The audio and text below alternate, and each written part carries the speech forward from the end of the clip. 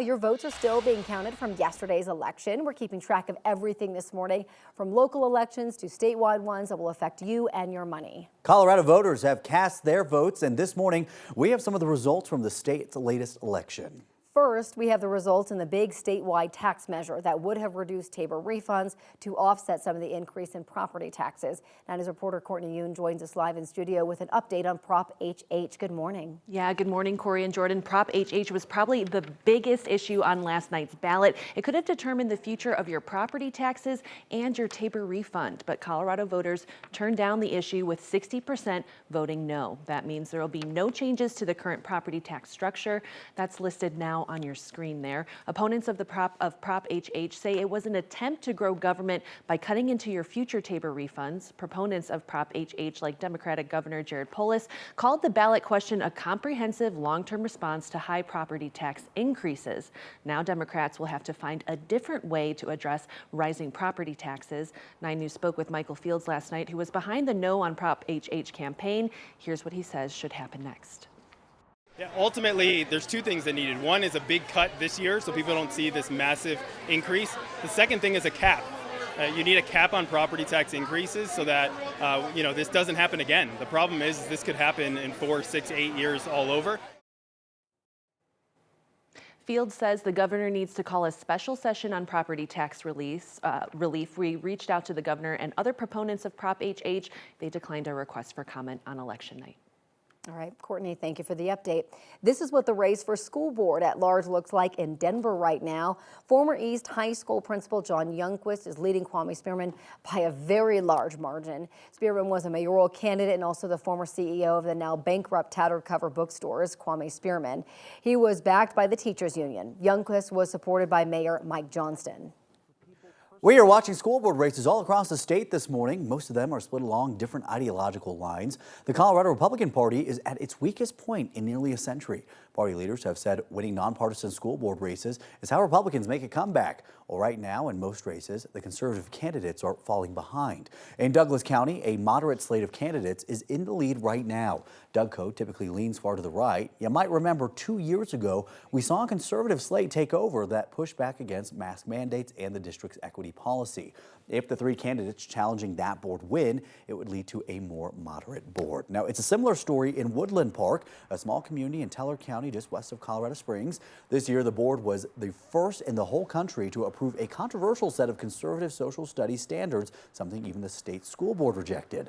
This board pulled back some mental health supports for students. A group of 3 candidates ran together to challenge the incumbents on the board. And this morning, the challengers are ahead. As far as some other districts like Adams 12, Jeffco, Cherry Creek, Greeley-Evans, Poudre, Thompson, the more left-leaning teacher union-backed candidates are in the lead. Races are still pretty tight, though. You can stay up to date on the latest election results as they come in all day long. Just download our 9 News app or watch on 9 News Plus. Right now, we're also following some big elections from around the country. In Ohio, voters just approved recreational marijuana. It will be the 24th state where marijuana will be legal. Republicans in Ohio have been fighting against it. This was a citizen-initiated push, meaning lawmakers can still tweak or repeal it before it becomes official. Also in Ohio, voters decided to enshrine access to abortion in their state's constitution. It was the only state to have a statewide abortion rights question this year. Democrats and pro-abortion activists are calling it a win. This has been such a long time coming. This campaign came together last year because we lost access, because there was a dangerous abortion ban in Ohio. Patients and families were being harmed and lives were put at risk. There was no choice. We had to win. We had to end the ban. That vote makes Ohio the 7th state where voters decided to protect abortion access since the Supreme Court overturned Roe v. Wade last year. It was a big night for Democrats in a few other states as well. In Virginia, Democrats are taking full legislative control of the state's legislature. It had been split for the past few years. And in Kentucky, Democratic Governor Andy Beshear will serve a second term in an increasingly red state. Some are saying this is an indicator of how people there will vote in the presidential election next year. It's 6:06 right now, and tonight 5 Republican candidates for president will take the debate stage. Chris Christie, Ron DeSantis, Nikki Haley, Vivek Ramaswamy, and Tim Scott all qualified. The party's frontrunner, former President Donald Trump, did not. He won't sign a required pledge saying he'll support the eventual Republican nominee. He wasn't planning to be at the debate anyway. He's holding a rally in Florida instead. You'll be able to watch the debate right here on 9 News. It starts at 6 tonight and will air instead of next. A new poll from CNN shows that Trump is narrowly leading President Biden among registered voters. The poll found President Biden's support among several key groups is significantly weaker than in 2020. That includes people under 35, independents, and Black and Latino voters. Overall, they both have pretty unfavorable ratings in the mid to high 50s. We're still a year out from the election, so of course, things could change. Trump is also dealing with a handful of legal issues right now, including a civil fraud trial in New York. Today, his daughter, Ivanka, is set to testify. The New York Attorney General is accusing Trump and his 2 sons, Eric and Donald Trump Jr., of lying about their business assets to make it seem like they were worth more than they really were. Trump has denied any wrongdoing. During his own testimony this week, he called the Attorney General's office haters.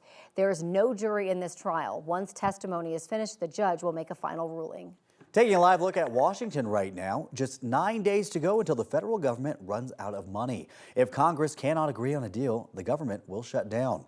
Right now, the House does not have a solid plan in the works. The new Speaker, Mike Johnson, and other Republican lawmakers say they have talked through a few ideas, including another short-term bill, but he needs support from Democrats. Lawmakers have until next Friday, the 17th, to agree on a deal.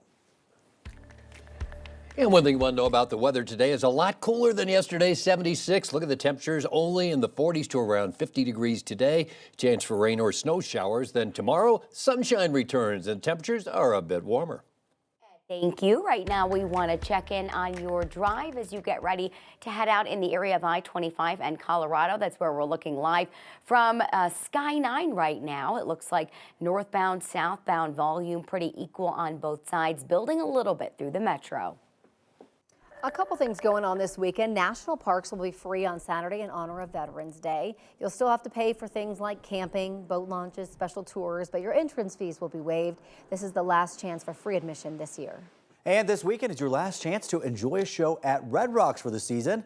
There are 4 more concerts this season. Madeon is tomorrow night, followed by Slander on Friday. Dr. Snake will be on Saturday, and the season will wrap up on Sunday with Of the Trees, Barclay Creshaw, and Yeti. The first scheduled concert for next season, March 31st, Corey. Oh boy. You know what day that is. Right by your birthday.